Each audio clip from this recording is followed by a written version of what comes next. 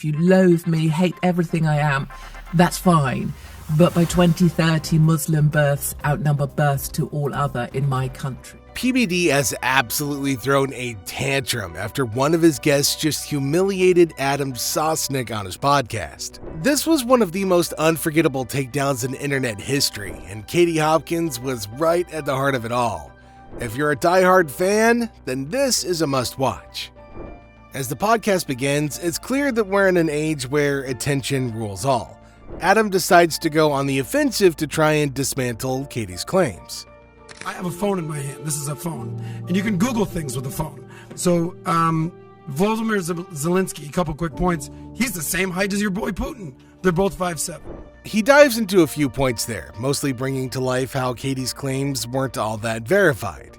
Now, Katie takes the stage. She's not here to be dismissed lightly. Her retort starts off strong, pointing out that opening an argument by explaining what a phone isn't exactly compelling. She questions the idea that just because something can be Googled, it's automatically true. Let's go from the start there. You showing me what a phone is and saying this is a phone. No. That isn't really the way to start an argument, because that's to assert that I'm stupid and don't know what a phone is. Katie invites Adam and anybody else to search her name online, where they'll find all sorts of claims, most of which aren't factual according to her.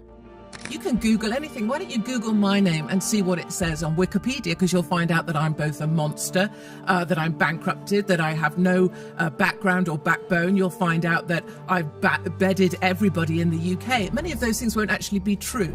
Katie didn't stop there. She decided to take Adam on a hypothetical walk through cities like London, Leicester, Birmingham, and Bradford. She argued that while the overall Muslim population might be 6%, in certain areas, they are the majority holding a significant power. This, she said, is why there are Muslim leaders, associations, and even Sharia law in some parts of the UK.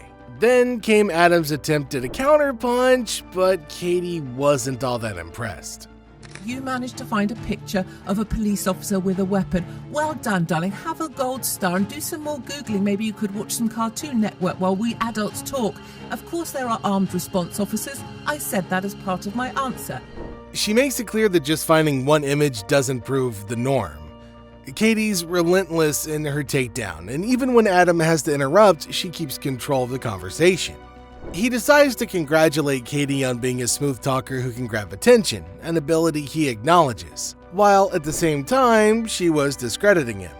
He points out that her tendency to rile people up stems from what he calls her major masculine energy, a trait she implies is more of a problem than an asset.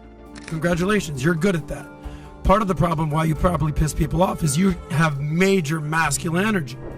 Adam, trying to keep up, acknowledged that Katie was a good talker, someone who knew how to grab attention, but he couldn't resist pointing out why she often angered people.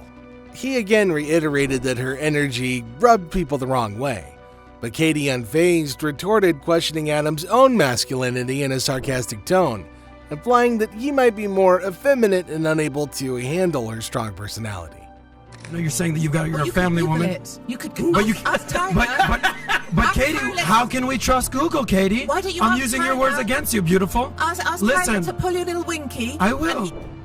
Her playful demeanor continued as she called out the absurdity of Adam's attempts to turn her own words against her.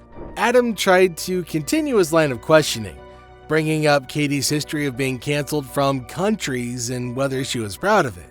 Canceled everywhere. And then where were you canceled again? I'm literally cancelled from countries, my darling. Well, is that a good thing? Are you proud of that? I am actually, yes, Okay. I am.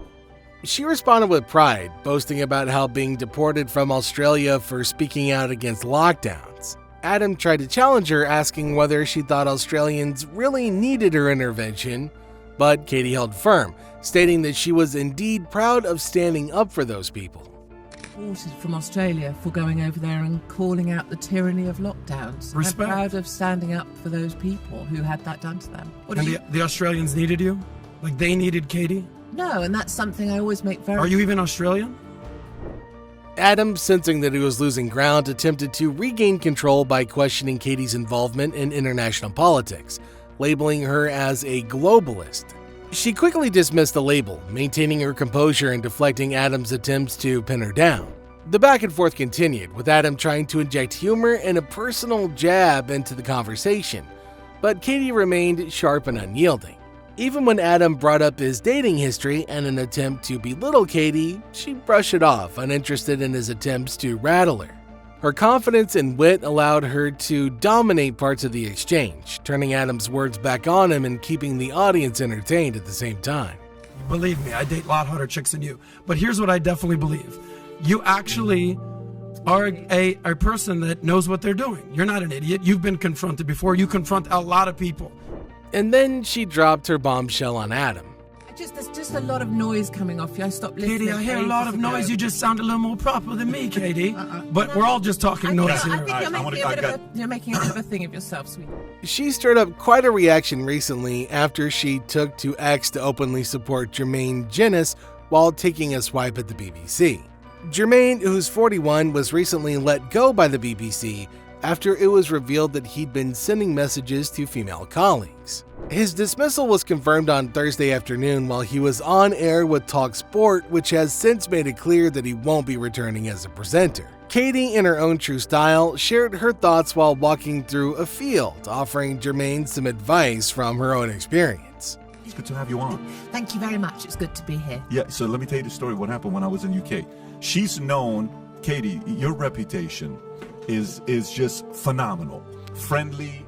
She went on to say that while Jermaine might need to do some apologizing at home, it's ridiculous that someone at the BBC decided to leak private texts.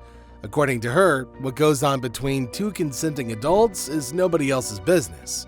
She also suggested that Jermaine is being used as a distraction, particularly with the new season of Strictly Come Dancing around the corner and the recent backstage drama that it's facing. She's a big fan of fat tax.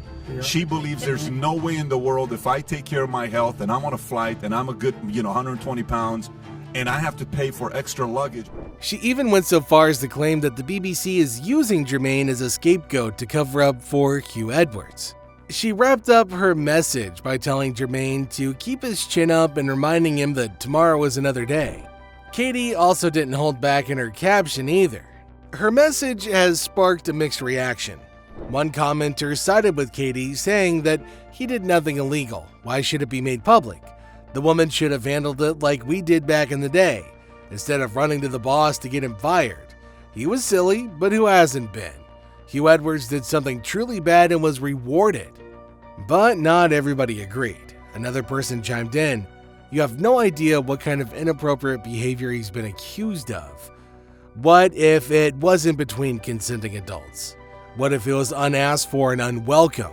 Now, she's definitely a person with quite a range of diverse opinions, and though she's had a fair share of controversy, a lot of people still look to her as some sort of truth speaker. Anyway, what are your thoughts on all of this?